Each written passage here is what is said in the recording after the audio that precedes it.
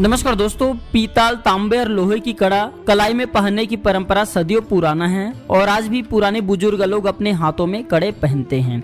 दोस्तों, कड़ा पहनने के अनेक चमत्कारिक फायदे हैं। अगर शुद्ध धातु का कड़ा पहना जाए तो यह हमें बहुत सारे व्याधि से बचाता है, दुर्घटना से बचाता है, काल मृत्यु से बचाता है। कड़ा पहनने से हमारे भाग्य उदय होता है, बंद किस्मत के दरवाजे जो होते हैं खुल जाते हैं। आज की वीडियो में मैं आप लोगों को सोना, चांदी, तांबा, लोहा और पीतल के कड़ा पहनने के फायदे बताऊंगा। आप अपने सामर्थ्य के अनुसार जो अच्छा लगे उस धातु का कड़ा अवश्य पहनना, आपके जीवन में परिवर्तन होते हुए आप स्वयं देखेंगे। मैं इस वीडियो में आप लोगों को तांबा, लोहा, सोना और चांदी के कड़ा पहनने के चमत्कारिक फायदे बताऊंगा, जो कि साधारण से आपको किसी भी दुकान पे मिल जाते हैं और इसके अनेक चमत्कारिक फायदे हैं। फायदा बताने से पहले आप सभी दर्शकों से गुजारिश करना चाहूंगा, अपने फायदे के लिए वीडियो को पूरा जरूर देखना, क्योंकि इस प्रकार की जानकारी जो होते हैं अमूल्य होते हैं। ये छोटे छोटे जानकारी हमें आगे बढ़ने में, हमारे प्रोग्रेस होने में काफी मदद करते हैं। वीडियो पसंद आएगी तो वीडियो को लाइक करना, हमारे चैनल को सब्सक्राइब जरूर करना। आइए सबसे पहले जानते हैं तांबा की अगर हम जो है कड़े पहनते तो हमारे जीवन में क्या परिवर्तन होते हैं। अगर हम तांबे की कड़ा पहनते हैं तो हमारे मन हमेशा शांत रहता है, शरीर के संतुलन ये बनाए रखने का काम करते हैं, ये हमें बीमार नहीं पड़ने देते। इसके पहनने से ये हमें बीमार पड़ने से रोकता है, ये रक्त को शुद्ध करता है, शरीर में खून को बढ़ाता है। इसके पहनने से हर क्षेत्र में हमें आर्थिक लाभ मिलता है और इसके पहनने से हमें तंत्र बाधा नहीं लगता तथा किसी भी प्रकार के जो ग्रह हैं इसके दुष्प्रभाव हमें नहीं सताता। मैं स्वयं तांबे की कड़ा धारण किया हूं। तांबे की कड़ा धारण करने से हमारे जीवन में बहुत ही परिवर्तन आए हैं। ये ऐसे से आपको चमत्कारिक फायदे देंगे जिसकी आप कल्पना नहीं कर सकते। मन हमेशा शांत रहता है, बुद्धि तीव्र हो जाता है।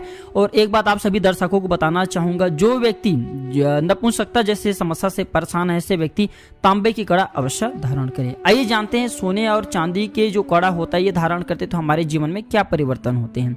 जो भी व्यक्ति सोने या चांदी का कड़ा धारण करते हैं उन पर लक्ष्मी माँ जो है प्रसन्न रहती है, उनकी कृपा से जाता कि जीवन में किसी भी चीज का भाव नहीं होता, उनके दाम्पत्य जीवन अच्छी तरह से गुजरता है। सोने या चांदी दोनों में से कोई भी एक धातु को अगर आप जो है कड़ा धारण करते हैं तो जीवन में तेजी से परिवर्तन खुद आपको देखने को मिलेंगे। गुरु तथा जो शुक्र ग्रह होते हैं मजबूत हो जाते हैं। जो भी व्यक्ति बार बार बीमार पड़ते हैं ऐसे व्यक्ति को भी सोने या फिर चांदी दोनों में से कोई भी एक का कड़ा अवश्य धारण करना चाहिए। आइए जानते हैं लोहे के कड़ा धारण करने के फायदे। अगर लोहे के कड़ा धारण करते हैं, चूड़ा पहनते हैं तो शनि की कुदृष्टि से हमें बचाता है। वाहन दुर्घटना, लोहे संबंधी औजार का लेन देन करते हैं या फिर व्यापार करते हैं तो ऐसे व्यक्ति को लोहे का कड़ा अवश्य धारण करना चाहिए। इससे शनि की कुदृष्टि से हमें बचाव मिलता है। जो व्यक्ति लोहे का कड़ा पहनते हैं उनके कुंडली में शनि मजबूत होते हैं। ऐसे व्यक्ति को काले धन ज्यादा से ज्यादा मात्रा में प्राप्त होते हैं, जैसे कि जुए हैं, शेयर मार्केट से हैं या फिर अन्य प्रकार से जो है काले धन आपको प्राप्त हो सकते हैं।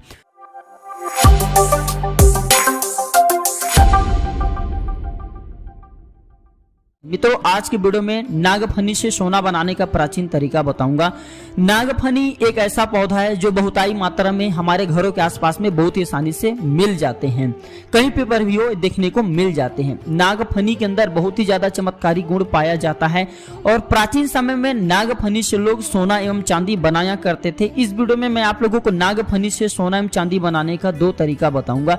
जो तरीका आपको अच्छा लगे वह तरीका अवश्य आजमाना। यह जानकारी मैं जो बता रहा हूँ स्वर्ण तंत्र प्राचीन ग्रंथ से बता रहा हूं। पृष्ठ क्रमांक 27 नंबर में नागफनी से सोना एवं चांदी बनाने का आसान तरीका आपको मिल जाएंगे। अपने फायदे के लिए वीडियो को एक बार पूरा जरूर देखना। वीडियो पसंद आएगी तो वीडियो को लाइक करना और इसी प्रकार के प्राचीन ज्ञान की अच्छे से जानकारी पाने के लिए हमारे चैनल को सब्सक्राइब जरूर करना।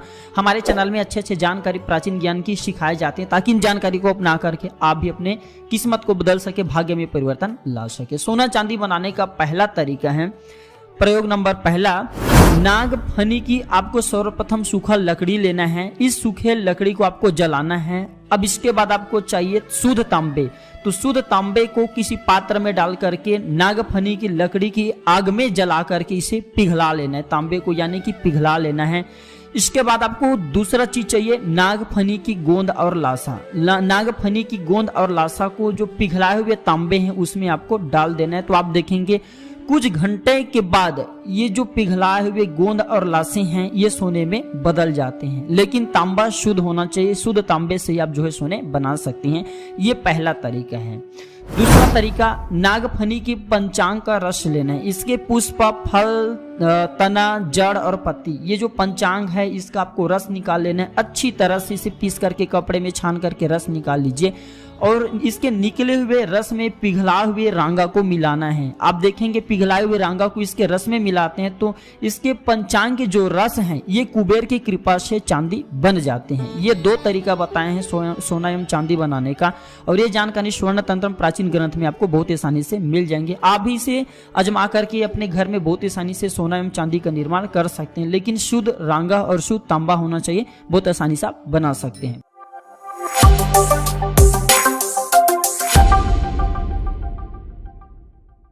यह जानकारी वैसे हर किसी को होना जरूरी है। खाना खाने के बाद थाली में हाथ धोने वाले यह वीडियो जरूर देखें, और ये जानकारी वैसे हर किसी को होना चाहिए। क्यों ये वीडियो देखें, वो भी इस वीडियो के बीच में आप लोगों को जानकारी मिल ही जाएंगे।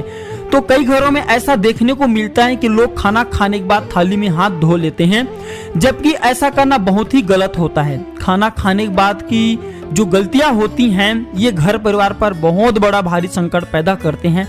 धार्मिक मान्यता के अनुसार अगर देखा जाए तो ऐसा करना अशुभ माना जाता है, इससे घर में दरिद्रता आती है। थाली में हाथ धोने से उसमें बचे हुए अन्न का अनादर होता है, साथ ही से देवी अन्नपूर्णा और देवी लक्ष्मी नाराज होती हैं, और शास्त्रों में ऐसा न करने के पीछे बहुत सारे वजह भी बताए हैं, इस वीडियो में जानेंगे।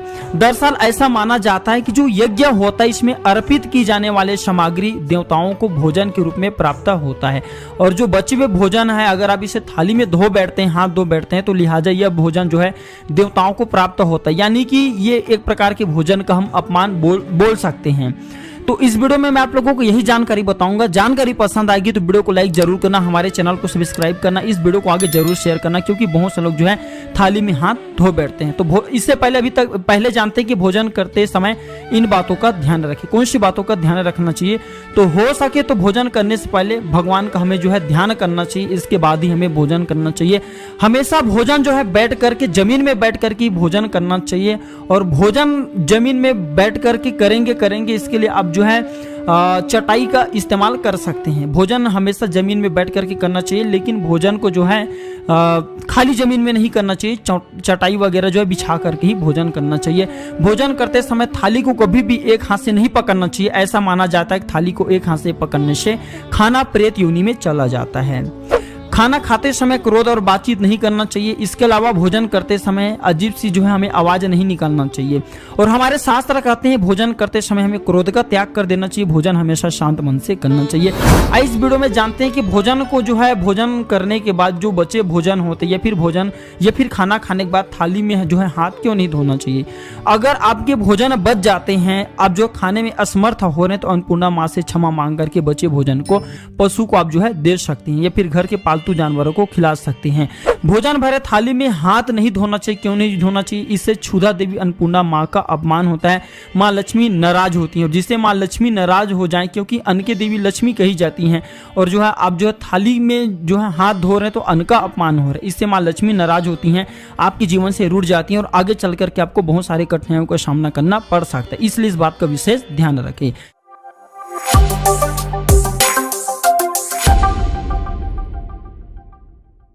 घर के प्रवेश द्वार के सामने न हो या 3 चीजें लक्ष्मी द्वार से लौट जाएगी। वैसे यह वीडियो मुझे जो है पहले बनाना चाहिए था, लेकिन समय के भाव में यह जानकारी आज आप लोगों को बता रहा हूँ। तो मित्रों, जो छोटे छोटे हमारी गलतियां होती हैं ये हमें जो है धीरे धीरे दरिद्र एवं निर्धन बनाते हैं। व्यक्ति के भाग्य भगवान लिखता है, लेकिन कर्म जो है व्यक्ति स्वयं अपने लिखता है। दुर्भाग्य को अगर अच्छे कर्म किया जाए तो अच्छे कर्म करके दुर्भाग्य को सौभाग्य में बदला जा सकता है।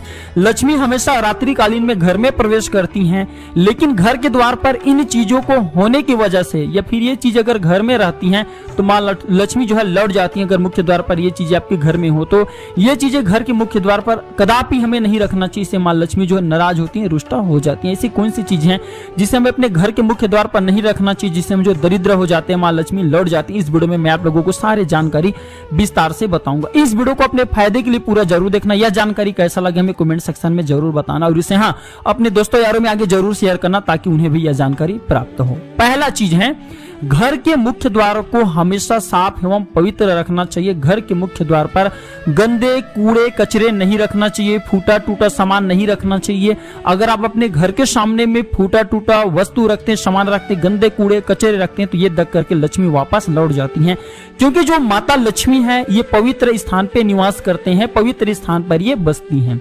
दूसरा चीज है झाड़ू। झाड़ू हमेशा घर के अंदर रखा जाता है, घर के मुख्य द्वार पर कदापि झाड़ू ना रखना, क्योंकि झाड़ू को लक्ष्मी कहा जाता है। लक्ष्मी का स्थान घर के अंदर होता है, द्वार पर नहीं। साथ ही झाड़ू को पैर से नहीं खूंदना चाहिए। आप जरूर देखे होंगे ये फिर सभी प्रयास जो है हम करते हैं, घर में हमेशा जो धन होता है, जैसे कि पैसे की नोट है, इसे हम क्या करते हैं, घर के जो है द्वार पर अलमारी पर छुपा करके रखते हैं। ठीक इसी प्रकार जो झाड़ू होता है इसे भी हमें छिपा करके रखना चाहिए, ये भी लक्ष्मी का स्वरूप माने जाते हैं। तीसरा चीज है, घर के मुख्य द्वार पर आईना नहीं रखना चाहिए, जूते चप्पल कदापि नहीं रखना चाहिए, इससे लक्ष्मी का तिरस्कार होता है, इसलिए लक्ष्मी वापस लौट जाती, उस घर में प्रवेश नहीं करती। तो इन चीजों को मुख्य द्वार पर रखने से बचे। अगर इन चीजों को मुख्य द्वार पर रखने से बचते हैं तो आप भी जल्द धनवान बनेंगे, आपके जीवन में धन का कमी नहीं होगा। जो व्यक्ति घर के मुख्य द्वार पर यह चीज रखते हैं उनके घर में हमेशा दरिद्रता देवी निवास करती है, वह घर हमेशा जो है कहा जाए तो पैसों की तंगी का सामना करना पड़ता है।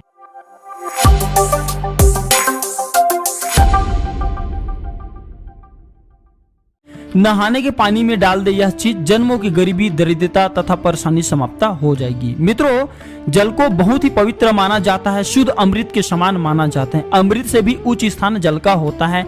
जल हमारे धर्म का एक प्रमुख देवता है, जिसे हम वरुण देव के नाम से जानते हैं।